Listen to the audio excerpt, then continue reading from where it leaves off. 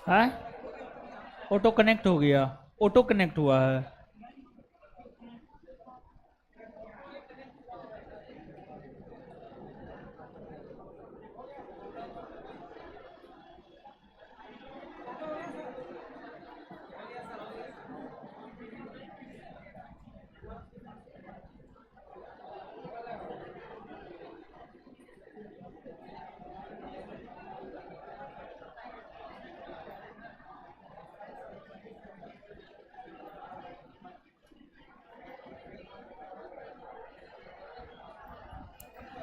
चलिए शांत रहिए। नेटवर्क इश्यू हो गया था, पता नहीं क्या हो गया था। यहाँ पे सेटअप जो है अभी सही से लगा न है, समझे। चलिए कोई बात नहीं है। अब जैसे आप लोग बात करते हैं तो बात करते करते नेटवर्क नहीं कट जाता है, कट जाता है ना। और फिर जैसे नेटवर्क कटता है तो तुरंत छत पे चले जाते हैं। गर्मी का मौसम है तब, ठंडा है तब तो कम्बल लेके छत पे चले, इतना जरूरी है महाराज। हो गया, चलिए।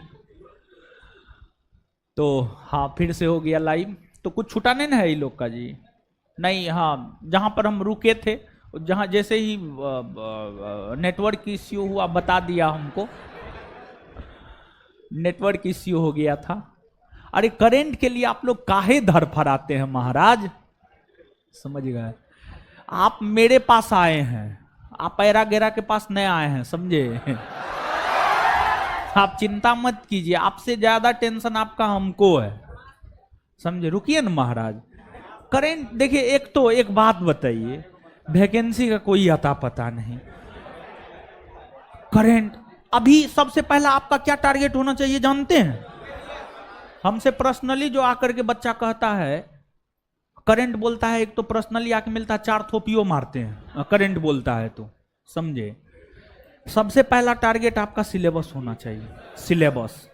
सबसे पहला टारगेट सिलेबस। सिलेबस को कवर कीजिए ना महाराज पूरा, और सिलेबस को कवर कर लीजिए। फिर करंट के लिए हम है जी। आप मेरा इतिहास पलट के देख लीजिए ना, आप पूछ लीजिएगा 2446 वाला से 2213 वाला से, मुश्किल से एक सप्ताह करंट पढ़ाते हैं, 15 में 10 से 12 करंट मेरा विद्यार्थी बना करके आता है, समझ गए, एक सप्ताह में।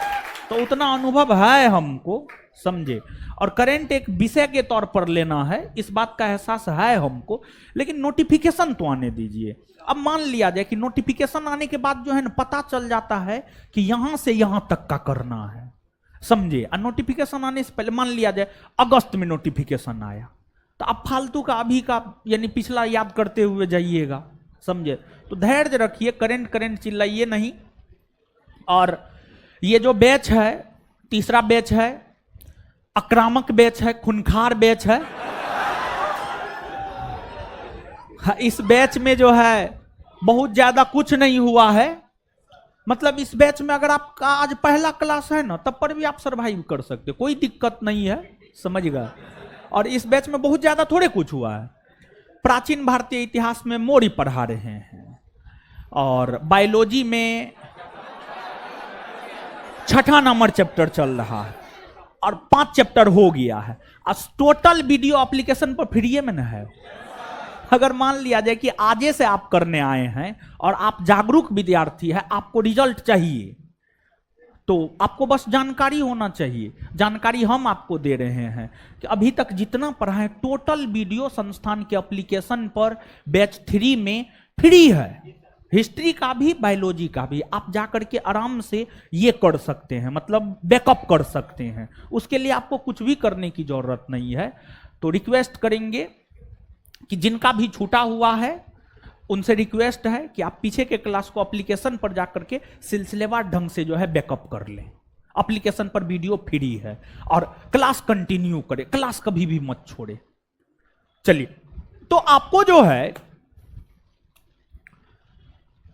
तीर्थ और अध्यक्ष, 18 तीर्थ और 26 अध्यक्ष, 18 तीर्थ और 26 अध्यक्ष के माध्यम से, 18 तीर्थ और 26 अध्यक्ष के माध्यम से जो है शासन प्रशासन मौर्य काल में मौर्य वंश के शासक चंद्रगुप्त मौर्य, बिंदुसार, अशोक जैसे शासक चलाने का काम किए। और जो कुछ महत्वपूर्ण तीर्थ और जो कुछ महत्वपूर्ण अध्यक्ष था उनसे हमने आपको अवगत करवा दिया। इसके अलावे हम आपको ये बात बता रहे थे कि शासन प्रशासन चलाने के लिए सेना की जरूरत है, गुप्तचर की जरूरत है, न्यायिक व्यवस्था होनी चाहिए, न्यायिक व्यवस्था अच्छी होनी चाहिए, इन सभी चीजों की जरूरत है। प्रशासनिक व्यवस्था के अंतर्गत ही हम लोग सैन्य व्यवस्था, गुप्तचर और न्याय, इन तीनों चीजों को भी देखेंगे। तो आपको जो है सैन्य व्यवस्था,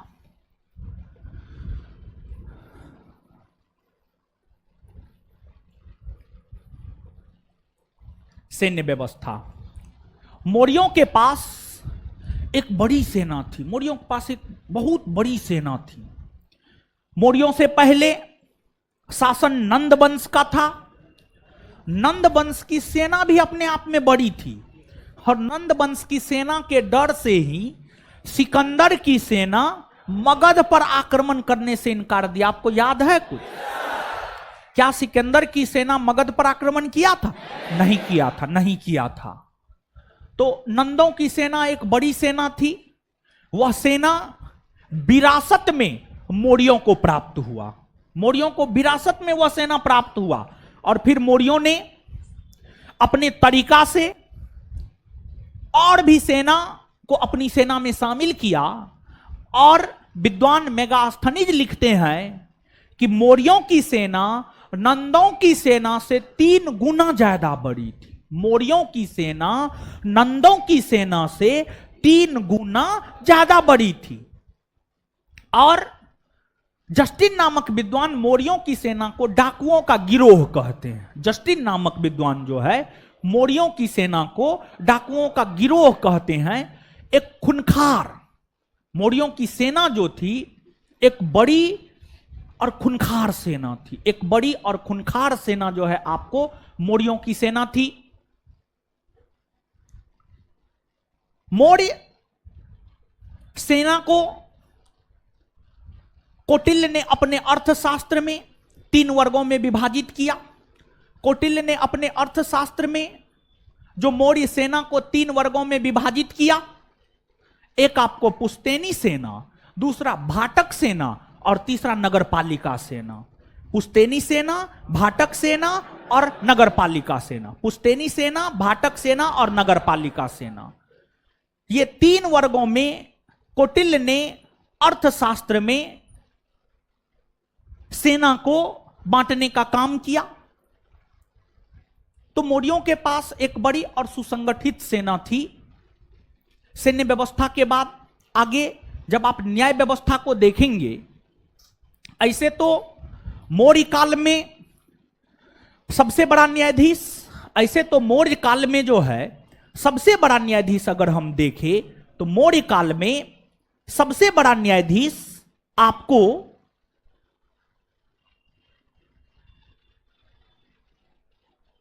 राजा हुआ करते थे। राजा हुआ करते थे मौर्य काल में सबसे बड़ा न्यायाधीश जो है आपको राजा हुआ करते थे।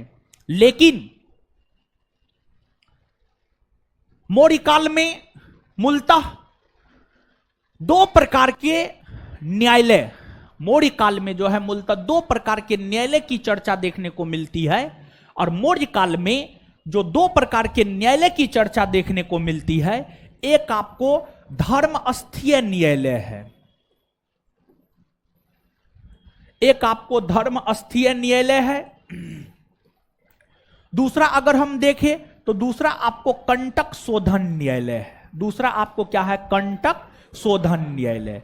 एक आपको धर्मस्थीय न्यायालय है और दूसरा आपको कंटक शोधन न्यायालय है। अब कहिएगा धर्मस्थीय न्यायालय क्या होता है? तो देखिए, मामला 2 प्रकार का होता है। एक रुपया पैसा वाला मामला होता है, यानी एक वित्तीय मामला होता है, और एक मारपीट वाला मामला होता है। एक मारपीट वाला मामला होता है। रुपया पैसा वाला जो मामला होता है ना, उसे दीवानी मामला कहा जाता है, और जो मारपीट वाला मामला होता है उसे फौजदारी मामला कहा जाता है। उसे फौजदारी मामला कहा जाता है।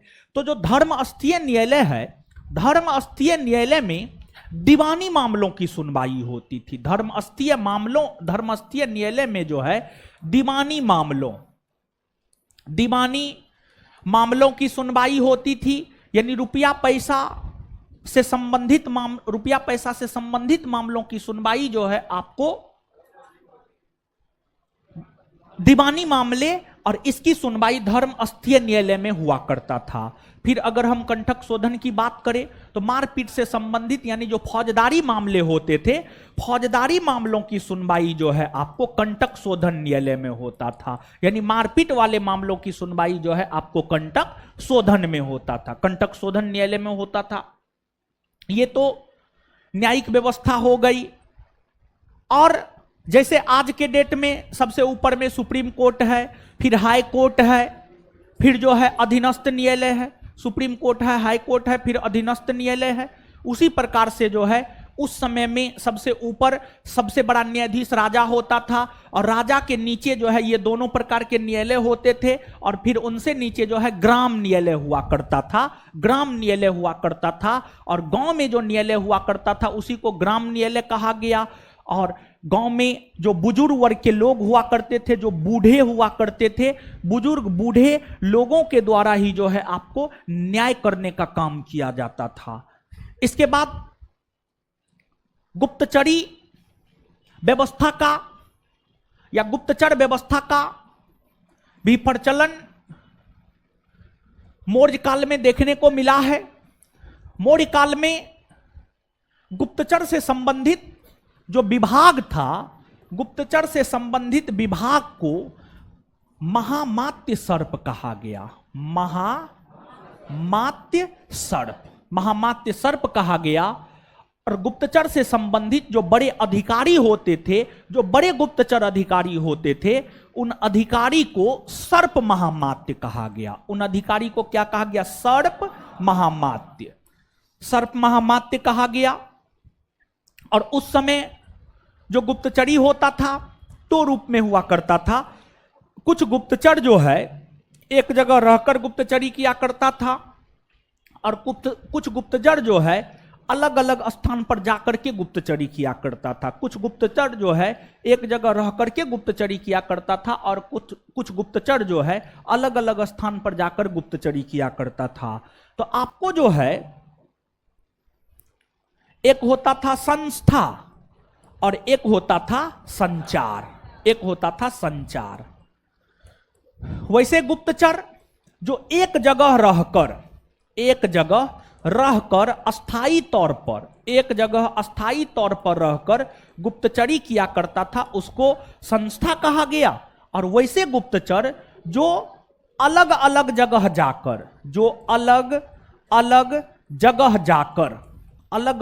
जाकर गुप्तचरी किया करता था, उन्हें संचार कहा गया। अलग अलग जगह जाकर गुप्तचरी किया करता था, उन्हें क्या कहा गया? संचार कहा गया। तो ये गुप्तचर से संबंधित बातें हो गई। गुप्तचरों के माध्यम से, न्यायाधीशों के माध्यम से, सेनाओं के माध्यम से मौर्य काल में अच्छे ढंग से शासन प्रशासन जो है आपको चलाए गए। मौर्य काल में अच्छे ढंग से शासन प्रशासन जो है आपको चलाए गए। इतना बात समझ में आया?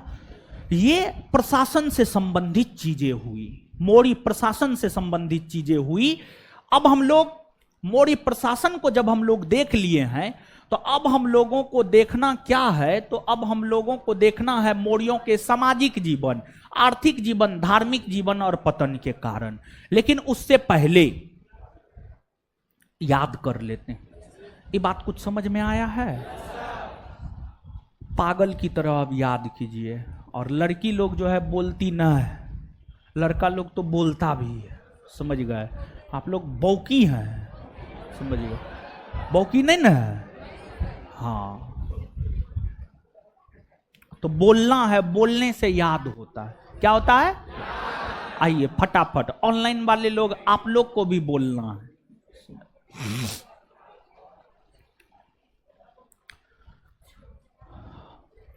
चंद्रगुप्त मौर्य के समय प्रांतों की संख्या, प्रांत को क्या कहा जाए? प्रांतों के शासक कौन होते थे? राजकुमार। प्रांतों के शासक, प्रांतों के शासक, उन्हें आर्यपुत्र कहा गया। क्या कहा गया? क्या कहा गया?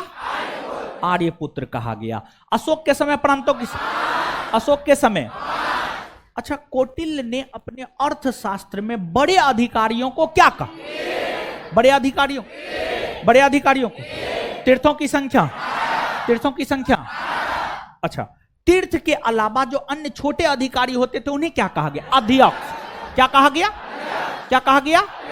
अध्यक्षों की संख्या 26। अध्यक्षों की संख्या, अध्यक्षों की संख्या।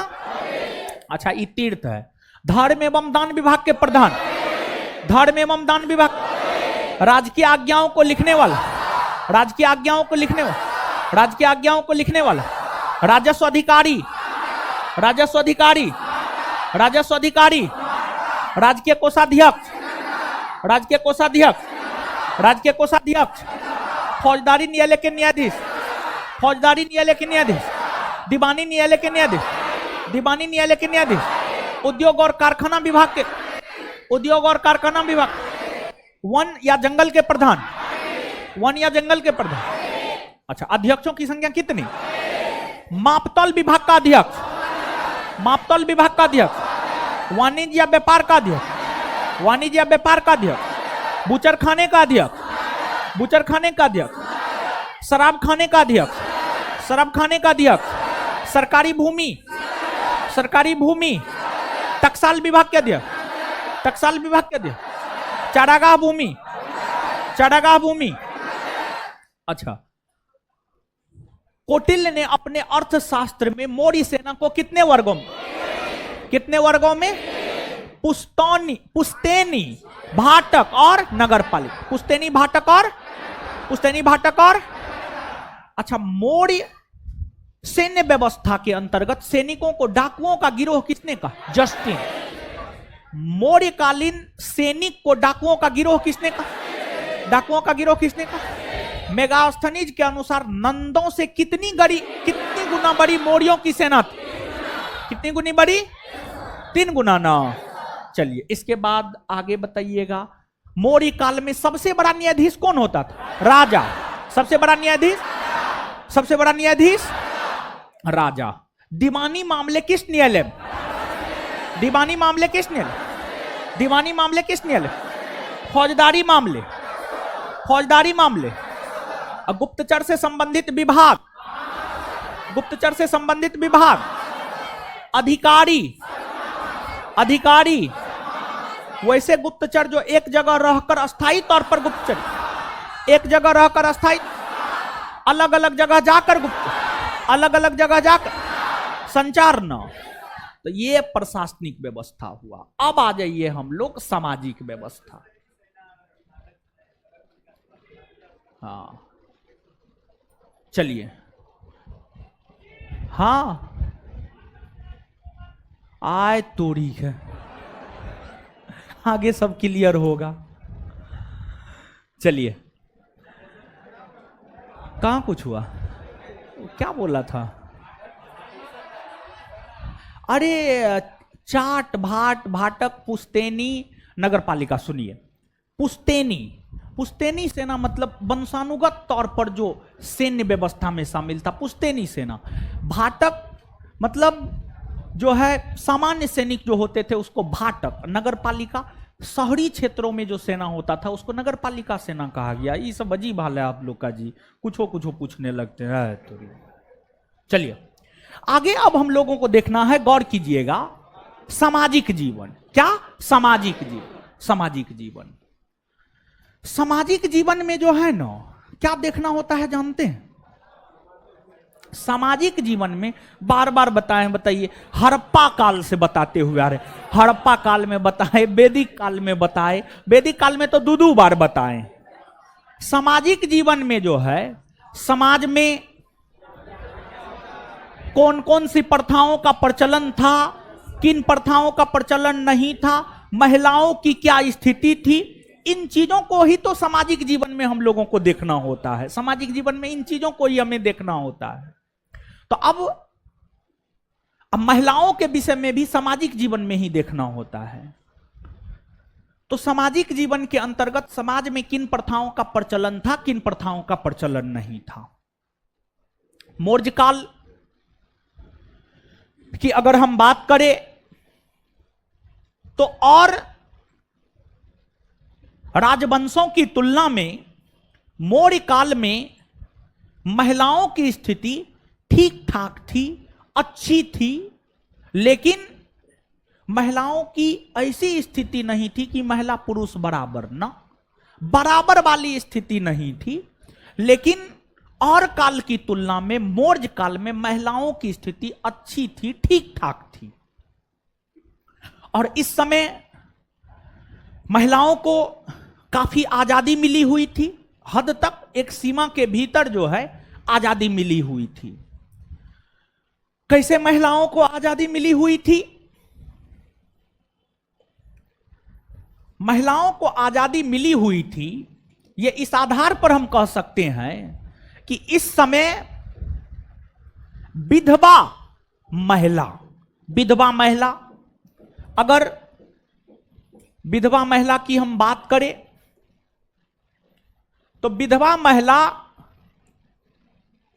को एक तो पुनर्विवाह करने का अधिकार प्राप्त था, विधवा महिला को पुनर्विवाह करने का अधिकार प्राप्त था। दूसरा,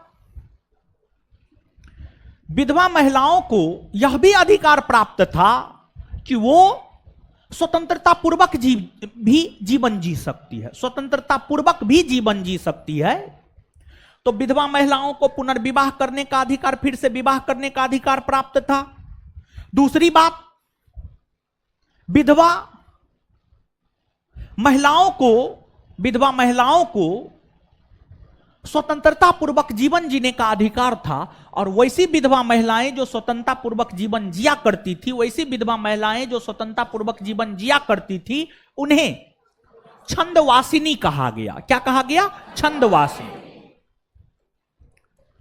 छंदवासिनी कहा गया। और विधवा महिला मतलब कहीं ना कहीं उसके पति का निधन हो गया, और पति के निधन होने के बावजूद भी उन्हें जीवित रहने का अधिकार था, पति के मरने के बावजूद भी उन्हें जीवित रहने का अधिकार था। मतलब यह बात दर्शाता है कि कहीं ना कहीं उस समय सती प्रथा का प्रचलन नहीं था, अगर सती प्रथा का प्रचलन होता तो फिर विधवा महिला होवे नहीं करती। सती प्रथा का अगर प्रचलन होता तो विधवा महिला कहां से, मतलब पति के साथ ही जब दफना दिया जाता महिला को, तो सती प्रथा का प्रचलन कहां से? तो मतलब ये सभी घटनाएं कहीं ना कहीं इस और संकेत देता है कि इस समय सती प्रथा का प्रचलन नहीं था।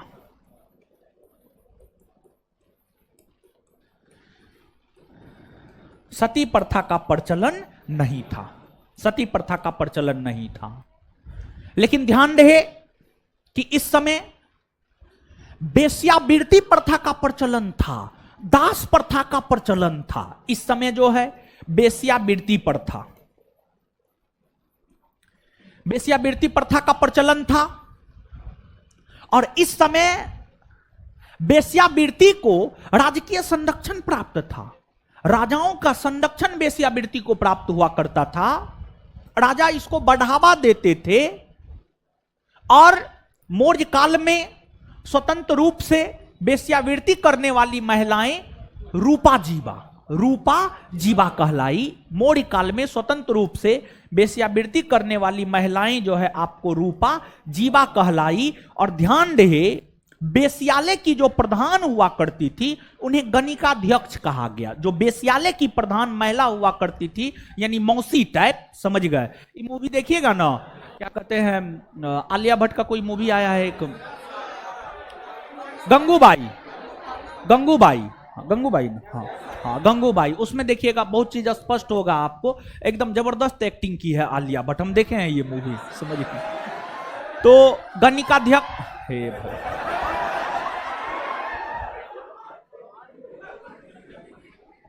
रूपा जीवा कहलाती थी। स्वतंत्र रूप से वेश्यावृत्ति करने वाली महिलाएं रूपा जीवा कहलाती थी और वेश्यालय की प्रधान गणिकाध्यक्ष कहलाती थी।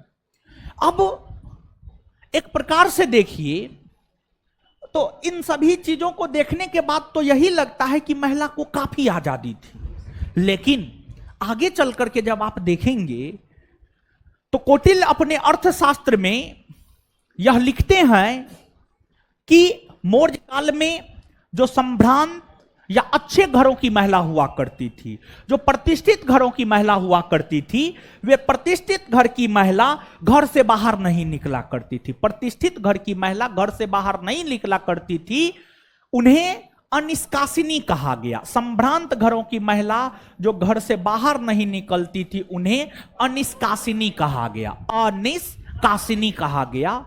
तो कुल मिलाकर के आप देख सकते हैं, एक तरफ महिलाओं को आजादी भी थी, दूसरे तरफ महिलाओं के ऊपर जो है कुछ रेस्ट्रिक्शन भी था, कुछ प्रतिबंध भी जो है महिलाओं के ऊपर लगी हुई थी। यानी कहने का मतलब हुआ कि महिलाएं ठीक ठाक अवस्था में मौर्य काल में थी, कोई शक नहीं है। वहीं इस समय दास प्रथा का प्रचलन हुआ करता था, बाल विवाह प्रथा का प्रचलन हुआ करता था। दास प्रथा, बाल विवाह प्रथा, इन प्रथाओं का प्रचलन जो है आपको इस समय हुआ करता था। तो ये तमाम प्रकार की चीजें जो है आपको सामाजिक जीवन के अंतर्गत आ जाता है। फिर आगे आर्थिक जीवन है।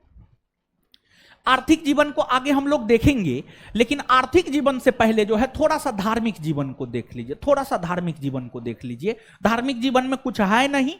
जब हम मौर्य शासकों के विषय में बता रहे थे तो वहीं पर हम आपको स्पष्ट कर दिए कि जो महत्वपूर्ण मौर्य शासक हुए उन्होंने किस धर्म को माना।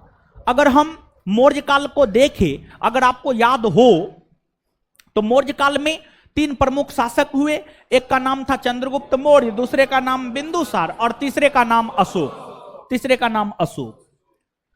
चंद्रगुप्त मौर्य ने जहां जैन धर्म को स्वीकार किया, वही बिंदुसार ने आजीवक संप्रदाय को स्वीकार किया और महान मौर्य सम्राट अशोक ने बौद्ध धर्म को अपनाया। बौद्ध धर्म को अपनाया।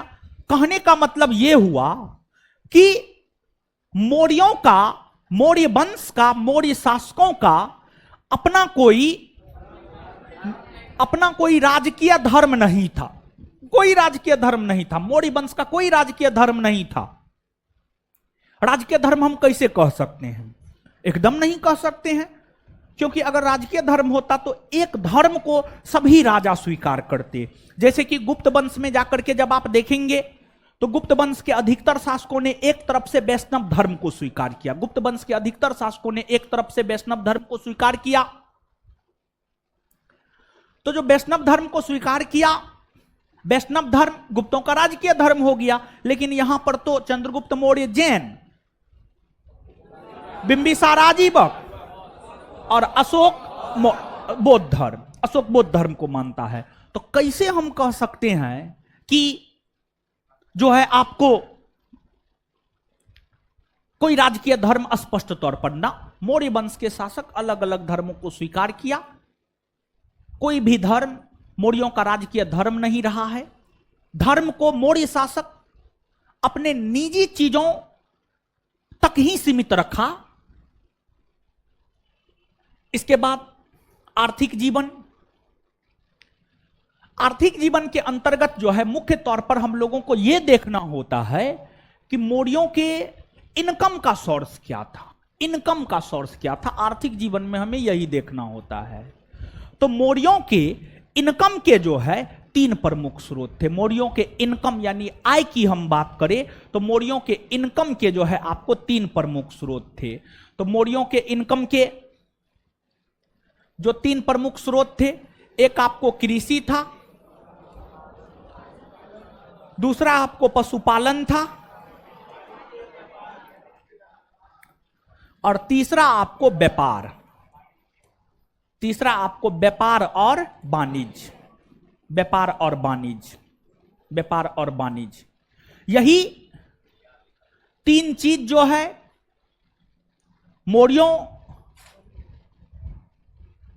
के इनकम के प्रमुख स्रोत थे। लेकिन इसमें भी ध्यान रखें कि मौर्यों के इनकम का जो सबसे बड़ा स्रोत था वह आपको कृषि था। मौर्यों के इनकम का जो सबसे बड़ा स्रोत था, सबसे बड़ा स्रोत क्या था? आपको कृषि। सबसे बड़ा स्रोत कृषि था। मुख्य तौर पर उस समय जो भूमि पर कृषि उत्पादन होते थे, जो भूमि पर, जो खेत में कृषि उत्पादन होते थे, वही भूराजस्व के प्रमुख स्रोत हुआ करते थे। और उस समय यानी मौर्य काल में भूराजस्व की जो दर हुआ करती थी वह उत्पादन का 1/6 भाग। मौर्य काल में भूराजस्व की जो दर हुआ करती थी वह आपको उत्पादन का 1/6 भाग हुआ करता था। जैसे आज आप देखेंगे कि संपूर्ण भारतवर्ष के भीतर कुछ क्षेत्र ऐसे हैं जो उपजाऊ है, कुछ क्षेत्र ऐसे हैं जो उपजाऊ नहीं है, कुछ पर्वतीय इलाका है, कुछ पठारी इलाका है, कुछ मैदानी इलाका है। उसी प्रकार से अगर हम लोग मौर्य काल की भी बात करें तो मौर्य काल में भी सभी प्रकार की भूमियों पर खेती नहीं हुआ करता था। कुछ भूमि पर खेती होते थे, कुछ भूमि पर खेती नहीं होते थे। भूमि जो है कई प्रकार के होते थे। भूमि जो कई प्रकार के होते थे उसमें जो है एक आपको कृष्ट भूमि होता था, कृष्ट भूमि होता था। दूसरा आपको आकृष्ट भूमि होता था, दूसरा आपको आकृष्ट भूमि हुआ करता था। तीसरा जो है आपको स्थल भूमि हुआ करता था, स्थल भूमि हुआ करता था। चौथा अगर हम देखें तो चौथा जो है आपको अदेमात्रिक भूमि, अदेमात्रिक भूमि हुआ करता था। तो कृष्ट भूमि, वैसी भूमि जो जोती जा सकती थी उसे कृष्ट भूमि, वैसी भूमि जो जोती जा सकती थी या जुती हुई भूमि, जुती हुई भूमि जो है आपको कृष्ट भूमि कहलाती थी। जुती हुई भूमि क्या कहलाती थी? कृष्ट। बिना जुती हुई भूमि आकृष्ट कहलाती थी, बिना जुती हुई भूमि आकृष्ट कहलाती थी। और जो ऊंची भूमि होती थी उसे स्थल भूमि कहा गया। और वैसी भूमि जहां पर बिना वर्षा का भी खेती हो जाता था, वैसी भूमि जहां पर बिना वर्षा का भी खेती हो जाता था उसी को अदेमात्रिक कहा गया, उसी को जो है अदेमात्रिक कहा गया। अब आप स्वयं इस बात को सोचिए, जो भूमि जोती ही नहीं जा सकती है, जब भूमि जोती ही नहीं जाएगी तो क्या वहां पर किसी भी प्रकार के फसल का उत्पादन होगा? नहीं होगा। यानी कहने का मतलब हुआ कि फसल का उत्पादन जो मुख्य तौर पर हुआ करता था, फसल का उत्पादन मुख्य तौर पर कृष्ट भूमि में हुआ करता था, फसल का उत्पादन मुख्य तौर पर कृष्ट भूमि में हुआ करता था। आकृष्ट भूमि में फसल का उत्पादन नहीं होता था। वही स्थल भूमि यानी ऊंची भूमि पर भी फसल का उत्पादन नहीं होता था। ऊंची भूमि पर, ऊंची भूमि मतलब 500 मीटर, 1000 मीटर, मतलब पठार और पर्वत, पठार और पर्वत पर फसल का उत्पादन थोड़े होता है, नहीं होता है। तो इस पर भी फसल का उत्पादन नहीं होता था। वही कुछ ऐसी भी भूमि थी जहां बिना सिंचाई का भी जो है फसल उग जाता था, जहां बिना सिंचाई का भी, बिना पानी का भी फसल उग जाता था। उसी को अदेमात्रिक भूमि कहा गया, उसी को जो है अदेमात्रिक भूमि कहा गया। और मुख्य तौर पर इनकम का जो सबसे बड़ा स्रोत था वह आपको भूमि कर था। मुख्य तौर पर इनकम का जो सबसे बड़ा स्रोत था वह आपको भूमि कर था। लेकिन ध्यान रहे, भूमि कर के अलावे जो है और भी कई सारे कर जो है मौर्य काल में प्रचलन में थे। जैसे मौर्य काल में एक प्रणय नामक कर प्रचलन में था। प्रणय नामक कर एक प्रकार का जो है आपातकालीन कर था। फिर आपको निष्क्राम्य कर, निष्क्राम्य कर यानी वस्तुओं के निर्यात को लेकर के जो कर लगाया जाता था उसको निष्क्राम्य कर कहा गया। फिर जो है एक आपको प्रवेश्य कर, वस्तु के आयात को लेकर के जो कर लगाया जाता था उसको प्रवेश्य कर कहा गया। यानी कहने का मतलब यह हुआ कि मौर्य काल में मुख्य तौर पर तो भूमि कर था, मुख्य तौर पर इनकम का सबसे बड़ा स्रोत भूमि कर था। लेकिन ध्यान रहे कि मौर्य काल में जो है भूमि कर के अलावे प्रणय कर, निष्क्राम्य कर, प्रवेश्य कर, ये तमाम प्रकार के करों का प्रचलन जो है आपको मौर्य काल में देखने को मिलता है। तो ये सब बात आपसे पूछा जा सकता है कि मौर्यकालीन प्रणय कर का संबंध किससे है? तो आपातकालीन कर से। मौर्यकालीन प्रवेश्य कर का संबंध किससे है? आयात कर से। मौर्यकालीन निष्क्राम्य कर का संबंध किससे है? तो निर्यात कर से, निर्यात कर से। तो इसको जो है आपको याद रखना है। इसके अलावे पशुपालन भी अपने उन्नत अवस्था में था, पशुपालन से भी जो है इनकम हुआ करता था। लेकिन आपको इन दोनों के अलावा मौर्य शासकों को जो इनकम हुआ करता था उद्योग से हुआ करता था, उद्योग धंधा से हुआ करता था, व्यापार से हुआ करता था। मौर्यकालीन जो सबसे प्रमुख व्यापार था, मौर्यकालीन सबसे प्रमुख व्यापार आपको सूत काटना और बुनना, सूत काटना और बुनना, सूत काटना और बुनना मतलब वस्त्र उद्योग, सूत काटना और बुनना, सूत काट करके उसको बुना जाता था, उससे वस्त्र बनाया जाता था। यानी कहने का मतलब यह हुआ कि मौर्य काल में जो उद्योग सबसे ज्यादा विकसित अवस्था में था, या यूं कहे सबसे अच्छी अवस्था में था, वह जो है आपको वस्त्र उद्योग था, वह जो है आपको वस्त्र उद्योग था। सूत काटना बुनना जो है मौर्यों का सबसे प्रमुख उद्योग हुआ करता था। यहां से भी राजाओं को थोड़ी बहुत इनकम जो है आपको हो जाया करती थी। और इसके अलावा जो व्यापारियों का संगठन हुआ करता था, व्यापारियों के काफिले के संगठन को सार्थवाह कहा गया, व्यापारियों के संगठन को निगम कहा गया, और जो शिल्पियों का संगठन हुआ करता था उसको जो है आपको श्रेणी कहा गया। और इस समय यानी मौर्य काल में अगर व्यापार की हम लोग बात करें तो मौर्य काल में व्यापार का माध्यम रुपया बन चुका था, व्यापार का माध्यम जो है रुपया बन चुका था, रुपया पैसा सिक्का जो है व्यापार का माध्यम बन चुका था। और मौर्य काल में वस्तु विनिमय प्रणाली के आधार पर भी व्यापार होता था। और वस्तु विनिमय प्रणाली जो है हम आपको हड़प्पा सभ्यता में भी बताए हैं, वैदिक सभ्यता में भी बताए हैं। तो मौर्य काल में व्यापार एक तो वस्तु विनिमय प्रणाली के आधार पर भी होता था, और दूसरी बात मौर्य काल में व्यापार जो है रुपया के माध्यम से भी हुआ करता था। तो मौर्य काल में सोना का सिक्का, चांदी का सिक्का, तांबा का सिक्का, इन तमाम प्रकार के धातुओं के सिक्का का प्रचलन जो है आपको मौर्य काल में देखने को मिला है। और मौर्य काल में अगर सोना के सिक्का की हम बात करें तो सोना के सिक्का को जो है स्वर्ण और निष्क, स्वर्ण और निष्क कहा गया, स्वर्ण और निष्क कहा गया। और इसके बाद जो चांदी के सिक्का होते थे, चांदी के सिक्का को पन, धरण या कारसापन, पन, धरण या कारसापन कहा गया। और जो तांबा के सिक्का होते थे, तांबा के सिक्का को काकनी या मासक कहा गया, काकनी या मासक कहा गया। तो मौर्य काल में तो सोना, चांदी, तांबा इन सभी धातुओं के सिक्का का प्रचलन हुआ करता था। लेकिन मौर्य काल में जिस धातु के सिक्का का सबसे ज्यादा प्रचलन देखने को मिला है, जिस धातु के सिक्का का सबसे ज्यादा प्रचलन देखने को मिला है, वह आपको चांदी का सिक्का हुआ करता था। और चांदी का सिक्का ही मौर्यकालीन सबसे प्रमुख सिक्का हुआ करता था। मौर्य काल में व्यापार इस चांदी के सिक्का से ही हुआ करता था, लेन देन में चांदी के सिक्का का ही प्रयोग किया जाता था। तो मौर्यकालीन जो सबसे प्रमुख सिक्का मानी जाती है वह चांदी की सिक्का, चांदी की सिक्का को हम लोग पन भी कहते हैं। यह प्रश्न कई दफा कई परीक्षा पूछ चुका है कि मौर्यकालीन सबसे प्रचलित सिक्का कौन है, तो आंसर हो जाएगा आपको पन। आंसर क्या हो जाएगा? पन। और मौर्य काल में जब सोना, चांदी और तांबा के सिक्का बनते थे तो होता यह था कि सोना में जो है अलग अलग धातु, तांबा मिला दिया जाता था, चांदी में भी अलग धातु का मिश्रण कर दिया जाता था। तो मतलब मिलावट की सिक्का जो है, मिलावट करके सिक्का का प्रचलन देखने को मौर्य काल में मिला, जिस वजह से मौर्य शासकों ने रुपये के निरीक्षण को लेकर, सिक्का के निरीक्षण को लेकर, रुपये के निरीक्षण को लेकर, सिक्का के निरीक्षण को लेकर जो है एक पदाधिकारी की नियुक्ति की, जिसे रूप दर्शक कहा गया, जिसे रूप दर्शक कहा गया।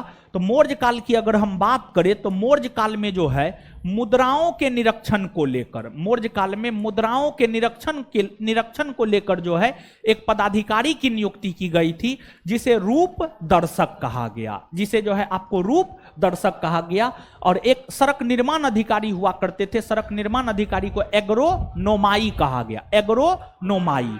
तो मौर्य काल में जो सड़क निर्माण अधिकारी हुआ करते थे, सड़क निर्माण अधिकारी को एग्रोनोमाई, एग्रोनोमाई कहा गया। तो ये सब बात जो है आप याद रखिएगा, ठीक है। अब आइए 1 मिनट में यहां पर चीजों को याद करते हैं, फिर हम लोग आगे बढ़ेंगे, ठीक है। मौर्यकालीन सामाजिक जीवन, ठीक है। मौर्यकालीन समाज में महिलाओं की स्थिति बहुत अच्छी थी, दयनीय थी या अच्छी थी? अच्छी थी ना। मौर्य काल में विधवा महिलाओं को पुनर्विवाह करने का अधिकार प्राप्त था, हाँ या ना? विधवा महिलाओं को पुनर्विवाह करने का अधिकार प्राप्त था ना। चलिए, मौर्य काल में विधवा महिलाएं जो स्वतंत्रता पूर्वक जीवन जीती थे उन्हें क्या कहा गया?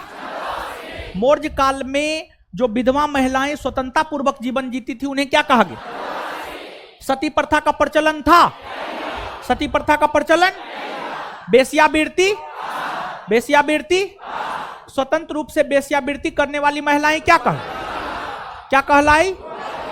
और जो बेश्यालय की प्रधान महिला हुआ करती थी उसको गणिका। बेश्यालय की प्रधान महिला क्या गणिकाध्यक्ष। और इसके बाद जो है दास प्रथा का प्रचलन था। हाँ, दास प्रथा। हाँ, और जो है आपको मौर्य काल में संभ्रांत घरों की महिलाएं जो घर से बाहर नहीं निकलती थी उन्हें क्या कहा गया? अनिष्कासिनी।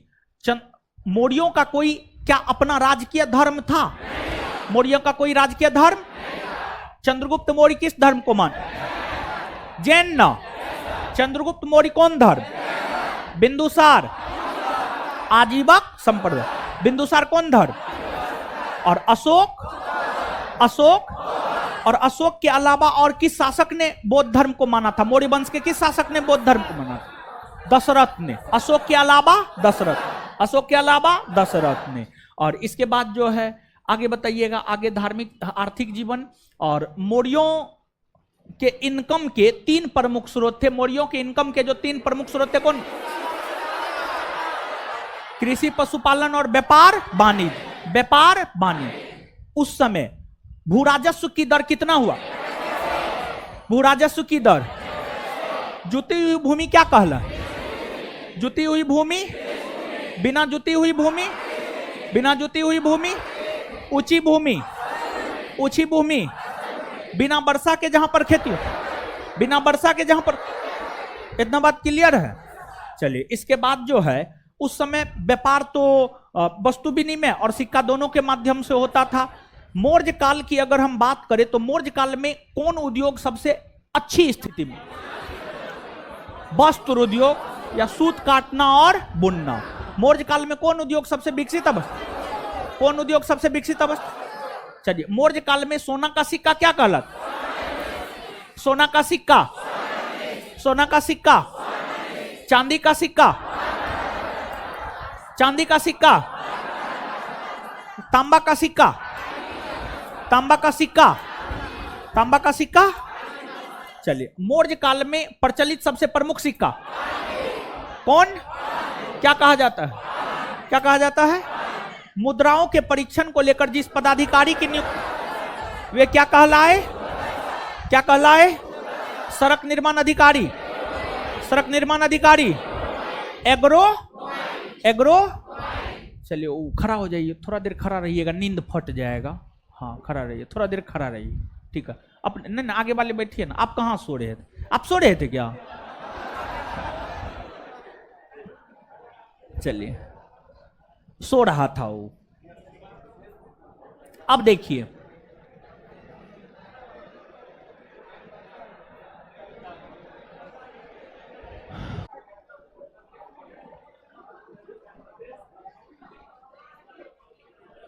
एक क्लास में 2 बार डिस्टर्ब होना सही बात थोड़े है ना, गलत बात।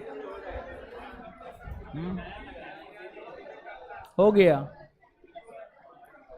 नया लड़का है, क्या कीजिएगा अब?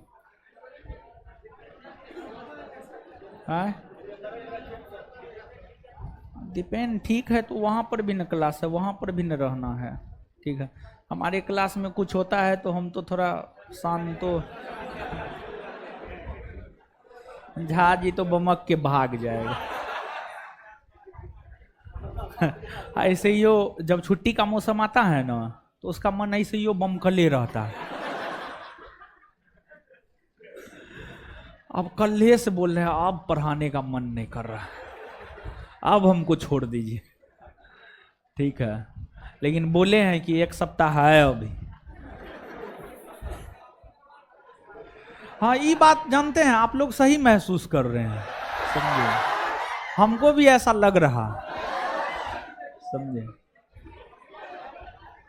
हमको लगता है अब उनके लिए कुछ करना होगा। देखते हैं, कुछ करते हैं, होलिये में जुगाड़ करवा दे। चलिए हुआ जी।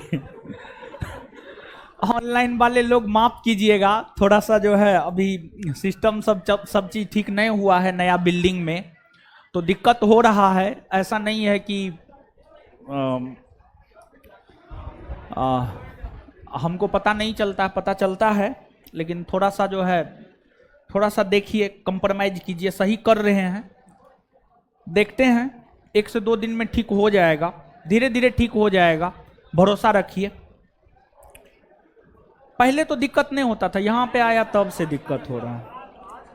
आज हुआ है, आप लोग के बैच में नहीं हुआ है, तो थोड़ा बहुत दिक्कत हो गया है, थोड़ा सा कंप्रोमाइज कीजिए, हमसे गाय डरेगा महाराज।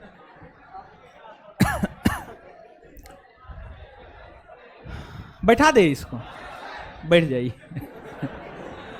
सो रहा था वो। चलिए, चल रहा है ना, चल रहा है ना, बके ना। तो जो मौर्य साम्राज्य है, मौर्य साम्राज्य के पतन के कारणों को लेकर विद्वानों के बीच मतभेद है। जैसे एक विद्वान है डीएन झा। डीएन झा का मानना यह है कि अयोग्य उत्तराधिकारियों के कारण जो है मौर्य साम्राज्य का पतन हो गया। उनका मानना है कि अशोक के बाद कोई भी योग्य शासक नहीं हुए, जिस वजह से मौर्य साम्राज्य का पतन हो गया।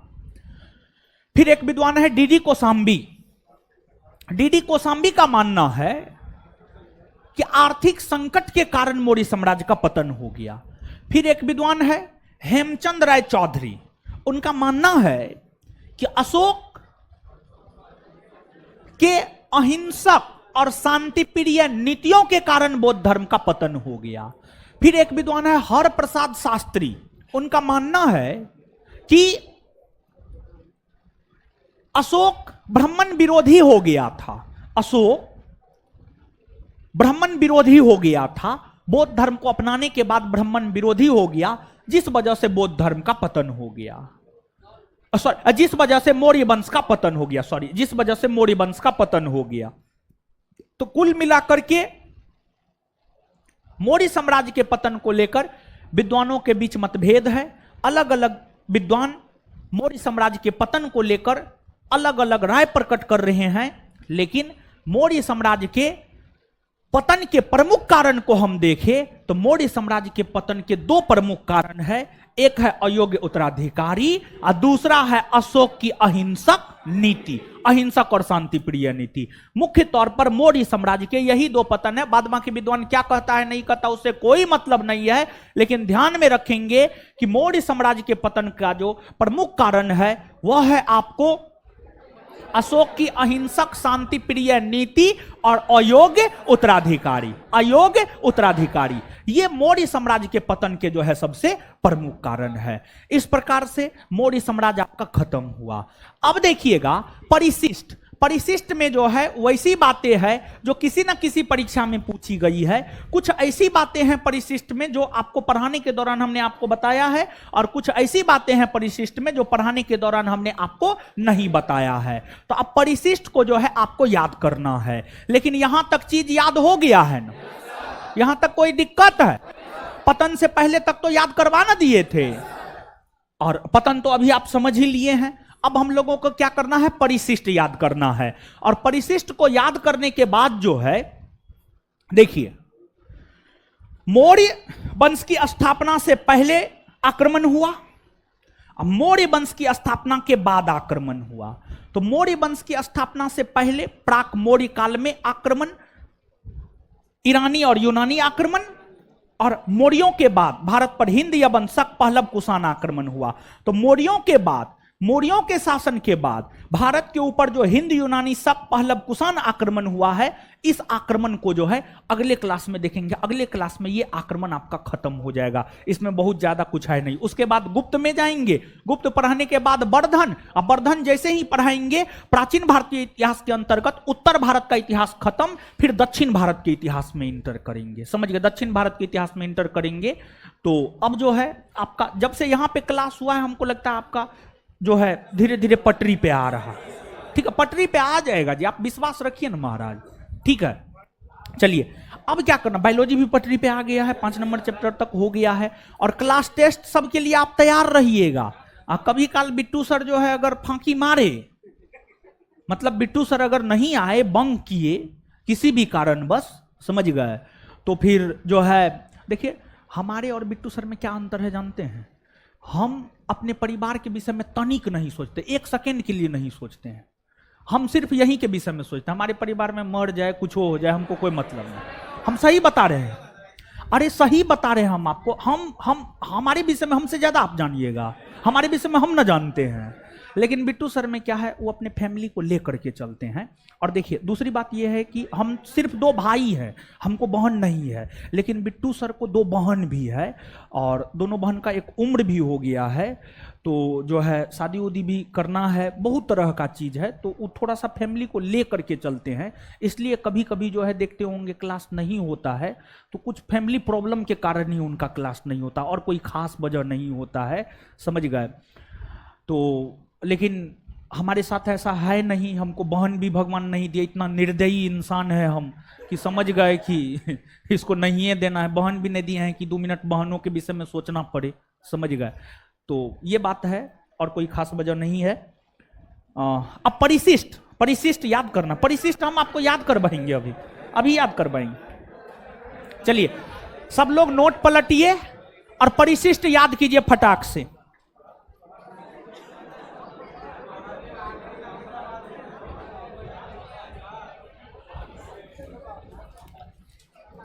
ऑनलाइन वाले लोग, ऑफलाइन वाले सब लोग, ऑफलाइन अपना अपना नोट पलटिए। याद करना है इसको पागल की तरह। कैसे? हम स्टूडेंट लाइफ में पढ़ते थे ना, पागल की तरह पढ़ते थे, समझ गए। अगल बगल वाला हमसे परेशान रहता था, मेरे आसपास का रूम खाली रहता था, बोल बोल के पढ़ते थे, डिस्टर्ब होता था। चलिए आइए याद करते हैं। और देखिए आप लोग कहते हैं, बहुत बच्चा आकर के कहता है सर आपको इतना याद कैसे रहता है? हम बोल बोल के पढ़ते हैं, अभी भी हम बोल बोल के पढ़ते हैं, रूम पर बैठ करके पढ़ते हैं ना, बोल बोल के पढ़ते हैं, समझ गए। बोल के पढ़िए, याद होगा, ज्यादा दिन तक याद रहेगा। ठीक है, हाँ ठीक है। आइए फटाफट, लगभग 25-30 पॉइंट है इसमें, फटाफट याद करते जाइएगा। ठीक है। परिशिष्ट, साम्राज्य में मुख्यमंत्री एवं पुरोहित की नियुक्ति के पूर्व इनके चरित्र को काफी जांचा परखा जाता था, जिसे उपधा परीक्षण कहा गया। क्या कहा गया? उपधा। मौर्य साम्राज्य के अंतर्गत मुख्यमंत्री एवं पुरोहित की नियुक्ति के पूर्व इनके चरित्र को जांचा परखा जाता था, इसे क्या कहा गया? उपधा परीक्षण। बोलिए तो। मौर्य साम्राज्य में मुख्यमंत्री और पुरोहित की नियुक्ति के पूर्व उनके चाल चरित्र को जांचा परखा जाता था, उसे क्या कहा गया? उपधा परीक्षण। क्लियर? दूसरा, प्रशासकों में सबसे छोटा गोप था जो 10 ग्रामों का शासन संभालता था। तो प्रशासकों में सबसे छोटा कौन था? प्रशासकों में सबसे छोटा गोप। कितने गांव? प्रशासकों में सबसे छोटा कितने गांव के प्रशासन को? कितने गांव? अशोक के समय जनपदीय न्यायालय के न्यायाधीश को राजूक कहा जाता था। अशोक के समय जनपदीय न्यायालय के न्यायाधीश को अशोक के समय जनपदीय न्यायालय के न्यायाधीश को अच्छा, नंद वंश को विनाश करने में चंद्रगुप्त मौर्य ने कश्मीर के राजा प्रवर्तक से सहायता प्राप्त की थी। तो नंद वंश का विनाश चंद्रगुप्त मौर्य ने किया, उसमें कश्मीर के शासक प्रवर्तक ने चंद्रगुप्त मौर्य का साथ दिया था। तो चंद्रगुप्त मौर्य जब नंद वंश के शासन को समाप्त कर रहा था, तो कश्मीर के किस राजा ने चंद्रगुप्त मौर्य को? किसने? एक बार फिर से बताइएगा। नंद वंश के शासन को जब चंद्रगुप्त मौर्य समाप्त कर रहे थे, कश्मीर के किस राजा ने चंद्रगुप्त मौर्य का मदद? किसने? कश्मीर के किस राजा ने? प्रवर्तक ने ना। चलिए, कौन ऐसा शासक था जो अपने बड़े भाई सुसीम की हत्या कर गद्दी? कौन ऐसा शासक था जो अपने बड़े भाई सुसीम की हत्या कर गद्दी प्राप्त? अशोक ने। सांची बौद्ध कला व मूर्ति कला का निरूपण करता है। सांची किस किस कला का निरूपण करता है?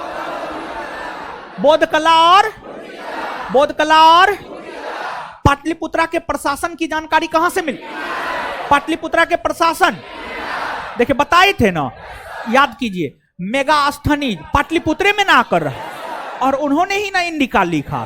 तो पाटलिपुत्रा के प्रशासन किस में? पाटलिपुत्रा के प्रशासन। सांची का स्तूप किसने बनाया? सांची का स्तूप किसने बनाया? सांची का स्तूप किसने बनाया? अशोक के साम्राज्य में श्रीलंका शामिल था। अशोक के साम्राज्य में श्रीलंका शामिल था। श्रीलंका शामिल था। पाटलिपुत्रा से अशोक का कोई अभिलेख मिला है? पाटलिपुत्रा से अशोक के अभिलेख मिले? नहीं। पाटलिपुत्रा से अशोक के कोई अभिलेख नहीं मिले। कोई अभिलेख नहीं। सहिष्णुता, उदारता और करुणा के त्रिविध आधार पर राजवंश की स्थापना किसने किया? किसने? अशोक ने। सहिष्णुता, उदारता और करुणा के त्रिविध आधार पर राजवंश की स्थापना किसने किया? सहिष्णुता, उदारता और करुणा के त्रिविध आधार पर राजवंश की स्थापना किसने किया? कौन ऐसा शासक था जो प्राय जनता के संपर्क में रहता था? अशोक। कौन ऐसा शासक था जो प्राय जनता के संपर्क में रहता? कौन ऐसा शासक था जो प्राय जनता के संपर्क में? अशोक ना। अर्थशास्त्र में शूद्रों के लिए कौन सा शब्द? आर्य। आर्य। शूद्रों के लिए कौन सा शब्द? अर्थशास्त्र में शूद्रों के लिए कौन सा शब्द? अर्थशास्त्र में शूद्रों के लिए कौन सा शब्द? अर्थशास्त्र में शूद्रों के लिए कौन सा शब्द? आर्य ने। अशोक का समकालीन तुर्मे मिस्र का राजा था। अशोक का समकालीन तुर्मे कहां का राजा? अशोक का समकालीन तुर्मे कहां का राजा? अशोक का समकालीन तुर्मे कहां का राजा? कौटिल्य द्वारा रचित अर्थशास्त्र कितने अधिकरण कितने प्रकरण? 15 अधिकरण 180। 15 अधिकरण 180। कौटिल्य द्वारा रचित अर्थशास्त्र कितने अधिकरण कितने प्रकरण? मौर्य कला का सबसे अच्छा नमूना स्तंभ। मौर्य कला का सबसे अच्छा नमूना। मौर्य कला का सबसे अच्छा नमूना। मौर्य कला का सबसे अच्छा नमूना। चलिए देखिए, बताए हुए थे। अशोक घोषणा करते हैं कि किसी भी समय, चाहे मैं खाता रहूं या रानी के साथ विश्राम करता रहूं या अपने अंतशाला में रहूं, मैं जहां भी रहूं, मेरे महामात्य मुझे सार्वजनिक कार्य के लिए संपर्क कर सकते। इसकी घोषणा अशोक किस शिलालेख में? किस शिलालेख में? अशोक अपने किस शिलालेख में यह घोषणा करते हैं? किसी भी समय चाहे मैं खाता रहूं, रानी के साथ विश्राम करता रहूं, अपने अंतशाला में रहूं, मैं जहां भी रहूं, मेरे महामात्य मुझे सार्वजनिक कार्य के लिए संपर्क कर सकते। किसमें? छठा न, अत्यंत पॉलिश किए गए एकास्म अशोक स्तंभ, जिसे पांडुरंजित बालूकास्म के एकल टुकड़ों में तक्षित किए गए हैं, वह मिर्जापुर के समीप चुनार से निकाला गया। कहां से? चुनार। विशाख द्वारा रचित मुद्रा राक्षस चंद्रगुप्त मौर्य के समय में राज दरबार की दूर भी संधियों के बारे में बताता है, यानी अकाल सब के विषय में बताता है। 30 नामक श्रीलंकाई शासक अपने आप को मौर्य सम्राट अशोक के आदर्शों के अनुरूप ढालने की कोशिश किया। 30 कौन से श्रीलंका के राजा अपने आप को मौर्य सम्राट अशोक के आदर्शों के अनुरूप ढालने? कौन? श्रीलंका के कौन शासक अपने आप को मौर्य शासक अशोक के आदर्शों के अनुरूप ढालने? मौर्यों का राजकीय वर्ष कब शुरू होता? आषाढ़ यानी जुलाई। मौर्यों का राजकीय वर्ष कब शुरू होता? मौर्यों का राजकीय वर्ष कब शुरू होता? अशोक के काल में दक्षिण भारत में कौन लिपि का विकास? अशोक के समय दक्षिण भारत में कौन लिपि? अशोक का अभिलेख भारतीय उपमहाद्वीप के बाहर कहां मिला? अशोक का अभिलेख भारतीय उपमहाद्वीप के बाहर कहां पाए? अशोक की गृह और विदेश नीति कौन धर्म से प्रेरित? अशोक की गृह और विदेश नीति कौन धर्म से? अशोक की गृह और विदेश नीति कौन धर्म से? अशोक की गृह और विदेश नीति किस धर्म? याद रखिएगा, बड़ी महत्वपूर्ण है। अपने साम्राज्य के भीतर अशोक एक तरह के अधिकारियों की नियुक्ति जो राजुक कहलाते थे, इन्हें प्रजा को न केवल पुरस्कार ही बल्कि दंड देने का भी अधिकार सौंपा गया था। राजुक। ईसा पूर्व 2री और 1ली सदियों की ब्राह्मी अभिलेख श्रीलंका में मिले हैं। अशोक ने नारी सहित समाज के विभिन्न वर्गों के बीच धर्म का प्रचार करने के लिए धम्म महामात्र बहाल किए। अशोक ने पशु पक्षियों की हिंसा पर रोक लगाया। अपनी राजधानी में तो प्राणी को मारना पूर्णतः निषिद्ध कर दिया। अशोक ने लोगों को जियो और जीने दो का पाठ पढ़ाया। देखिए, महावीर स्वामी ने भी ये पाठ पढ़ाया और अशोक ने भी ये पाठ पढ़ाया। तो शासक के संदर्भ में पूछेगा अशोक, धर्मगुरु के संदर्भ में पूछेगा महावीर। किस धर्मगुरु ने जियो और जीने दो का नारा दिया? महावीर स्वामी। किस शासक ने जियो और जीने दो? किसने? मिस्र में अखनातुन ने ईसवी पूर्व 14वीं सदी में शांतिवादी नीति को अपनाया। अखनातुन, मिस्र के शासक अखनातुन, मिस्र के शासक। भारत का प्रथम अस्पताल एवं औषधि बाग का निर्माण किसने करवाया? भारत का प्रथम अस्पताल एवं औषधि बाग का निर्माण किसने? अशोक ने बौद्ध होते हुए भी हिंदू धर्म में आस्था नहीं छोड़ी। इसका प्रमाण है उसका देव नाम प्रियदर्शी की उपाधि। सिंगली अनुश्रुति दीपवंश और महावंश के अनुसार अशोक के राज्यकाल में पाटलिपुत्रा में बौद्ध धर्म की तृतीय संगीति आयोजित हुआ।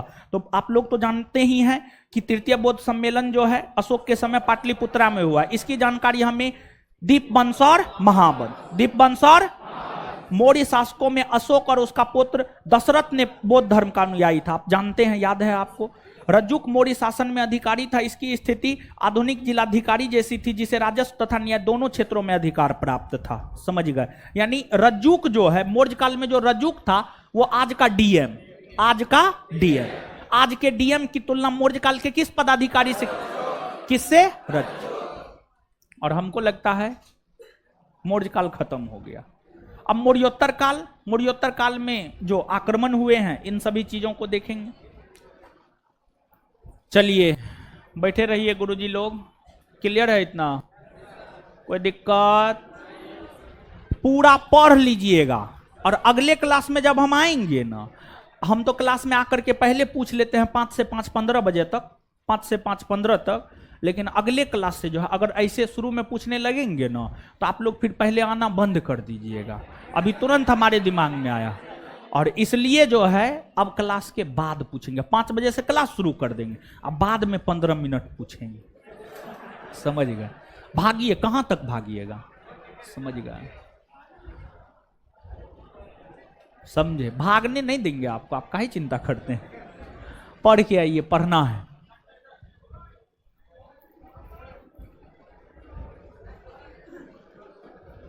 चलिए सुन जाइए गुरुजी लोग, अब होमवर्क सब दीजिए। तो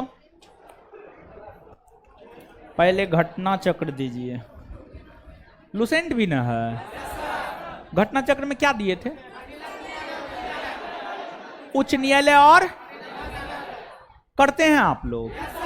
कौन कौन करते हैं? हाथ खड़ा कीजिए। मम्मी कसम? हाँ कीजिए। अगला होमवर्क है 30 नंबर चैप्टर केंद्र और राज्य संबंध। इस बुक से 30 नंबर चैप्टर केंद्र और राज्य संबंध, केंद्र और राज्य संबंध। ठीक है? अब उच्च न्यायालय और अधीनस्थ न्यायालय से प्रश्न पूछते हैं। करते हैं तो पता चल जाएगा कितना करते हैं, सच में करते हैं कि झूठों में करते हैं।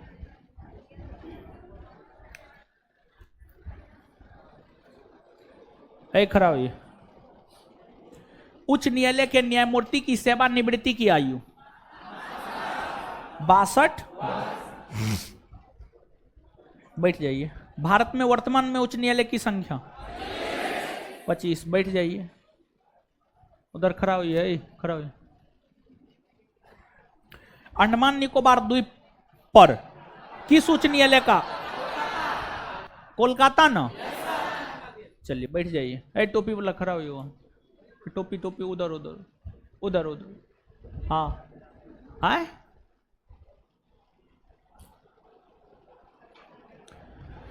भारत के कितने उच्च न्यायालयों की अधिकारिता में एक से अधिक राज्य है? संघराज्य क्षेत्र शामिल है। कितना? 3। कौन कौन? गुवाहाटी, बॉम्बे, चंडीगढ़। गुवाहाटी, बॉम्बे और चंडीगढ़। बैठ जाइए। ए लड़की उधर खड़ा हुई। हाँ आप बैठिए। आगे वाली, पीछे वाली खड़ा होने दीजिए ना। हाँ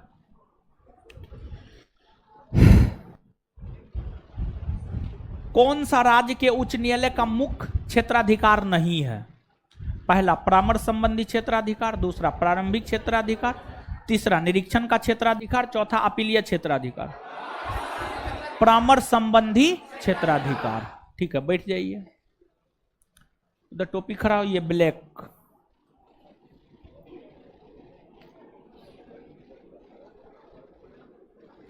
एक उच्च न्यायालय का न्यायाधीश अपना त्याग पत्र किसे देता?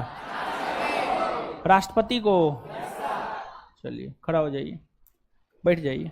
जिला न्यायाधीश शब्द संविधान के किस अनुच्छेद में? 200 233 में है, 233 में है। ठीक है, चलिए इससे आगे केंद्र राज्य संबंध चैप्टर नंबर 30 कर लीजिएगा। दीजिए। हाँ हाँ हाँ हाँ, देख रहे हैं। जलप्रपात ना याद करवाए, जलप्रपात ना याद करवाए थे ना। चलिए, याद है? खड़ा हो जाइए हो। बिहार जलप्रपात कौन राज्य में है? राजस्थान ना। कौन नदी? टोंस नदी। बैठ जाइए, इधर खड़ा हो जाइए।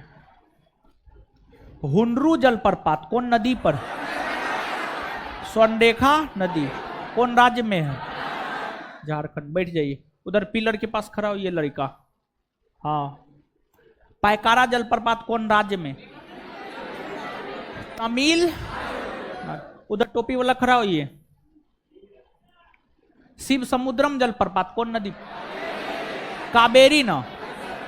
चलिए अब इसमें याद कीजिए तो, भारत की कृषि में विभिन्न प्रकार की कृषि विधियां, सेरीकल्चर, एपीकल्चर, पीसीकल्चर, यही याद करना है। ठीक है, आइए इसमें पेज नंबर 9 भारत का भूगोल। इसमें भारत का भूगोल चैप्टर नंबर 8 भारत की कृषि, पेज नंबर 113 है। यहां पर आप में 112 या 11 हो सकता है या 114 हो सकता है। हाँ, जो भी हो, सब में अलग अलग पेज नंबर है। विभिन्न प्रकार की कृषि विधियां, सबके पास किताब है ना?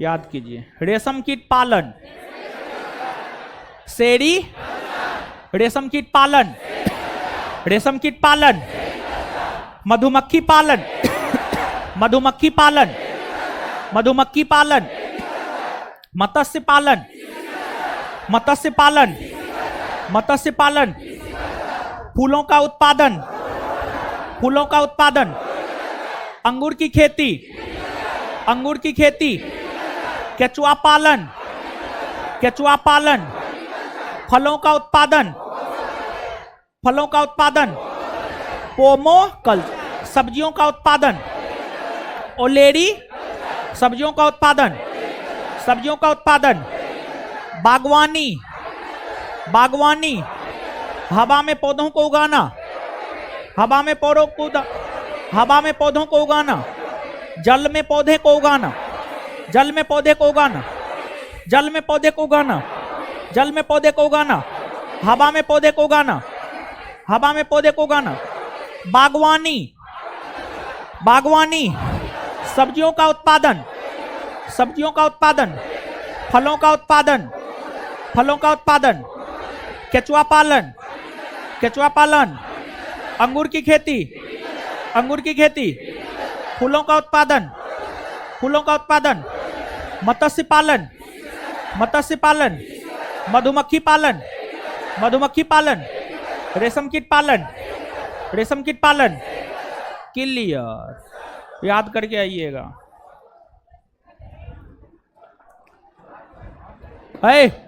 बैठे रहो, बैठिए। शनिवार वाले टेस्ट का पूछेंगे ना, तो फिर भागते का है। टकलू, खड़ा हो।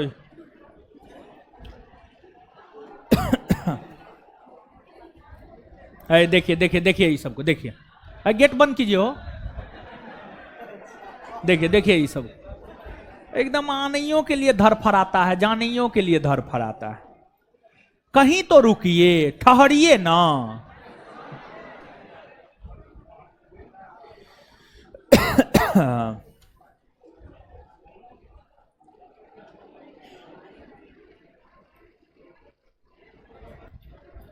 बकलोल भी खड़ा होइए। हाँ बोलिए। ICC award 2022, ICC men's cricketer of the year Babar Azam, ICC महिला cricketer of the year Natalie Sciver, ICC men's one day cricketer of the year Babar, ICC T20 cricketer of the, हाँ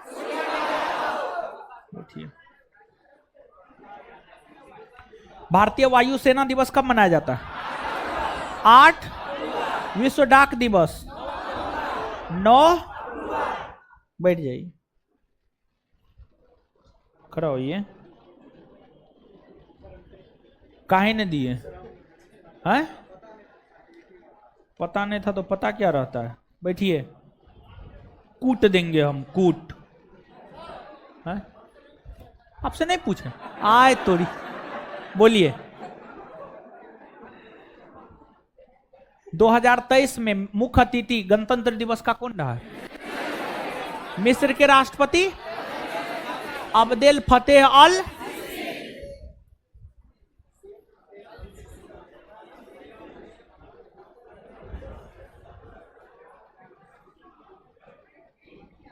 बैठ जाइए। लघु रेडियो तरंग के खोजकर्ता कौन? Heinrich hertz. हेनरिक किस संविधान संशोधन के तहत दिल्ली और पुडुचेरी संघराज्य क्षेत्रों की विधानसभा राष्ट्रपति के चुनाव में निर्वाचक मंडल में 70वां न? केक का कार्यकाल कितने वर्षों का? 6 वर्ष या 65? पुलिस कौन सूची का विषय है? राज्य सूची न।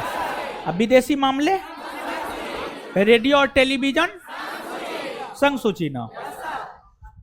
शंकराचार्य का दर्शन क्या कहलाए? अद्वैत। बाल गंगाधर तिलक ने गणेश उत्सव कब मनाना? 1893 में न। जोग या गोरसप्पा जलप्रपात कौन नदी पर? शरावती नदी न। बरेल पर्वत श्रेणी का विस्तार कितने राज्यों? असम, मणिपुर और नागालैंड न। हाँ, चलिए, तो हम बोले थे कि जो है भेज देंगे टेस्ट का 1 से 15 तक, ठीक है, भेजे नहीं है, समझे, भेज देंगे, ठीक है, भूल गए थे, हाँ याद तो करना है। देखिए, चलिए इससे आगे अगले क्लास में। धन्यवाद। ऑनलाइन नहीं काटिएगा, ऑनलाइन वाले लोग कमेंट कीजिए तो क्या क्या दिक्कत हो रहा है आपको।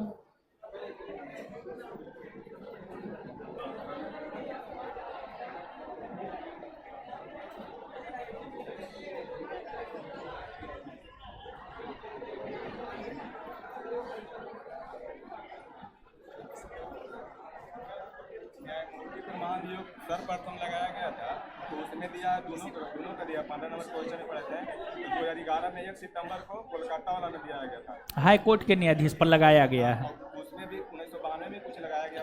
1992 में जो है ना सुप्रीम कोर्ट के न्यायाधीश पर लगाया गया था।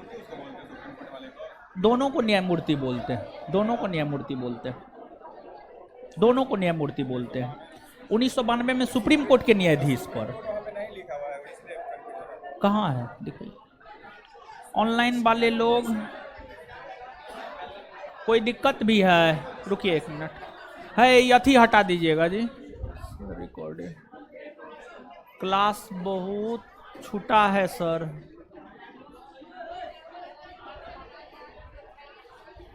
बीच बीच में, अच्छा देख लेते हैं। आप लोग कमेंट भी इतना कर रहे हैं कि हम समझ नहीं पा रहे हैं।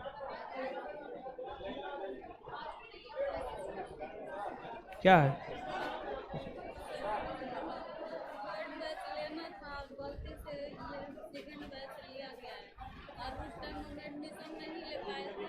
अच्छा ठीक है, एक नंबर देते हैं, उस पर मैसेज कीजिए, वो देखेगा, ठीक है। हाँ रुकिए ना, हाँ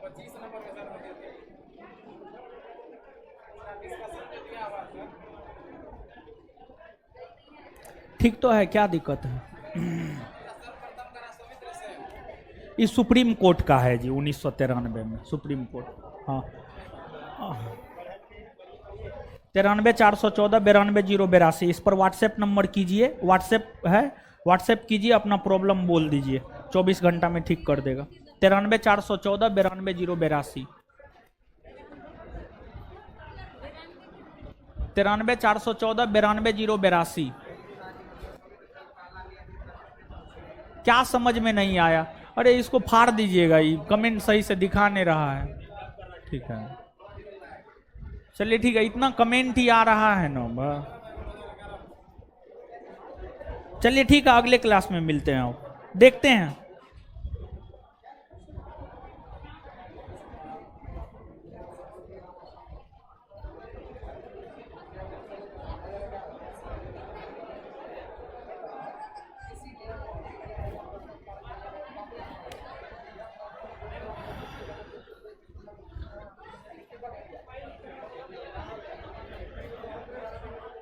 क्या बोल रहे हैं आप लोग?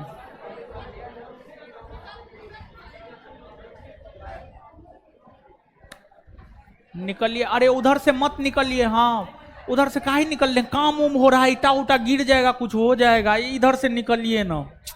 अरे उधर काहे बंद, काहे खोल देते हैं? आप लोग समझते ना है, बिल्डिंग अंडर कंस्ट्रक्शन है, सीधा क्लासरूम में आना है, पढ़ना है, तुरंत निकल जाना है, समझ गए? काम उम हो रहा है, मान लिया जाए कि कोई कुछ भी गिर गया, समझे? चीजों को आप लोग तब बताइए।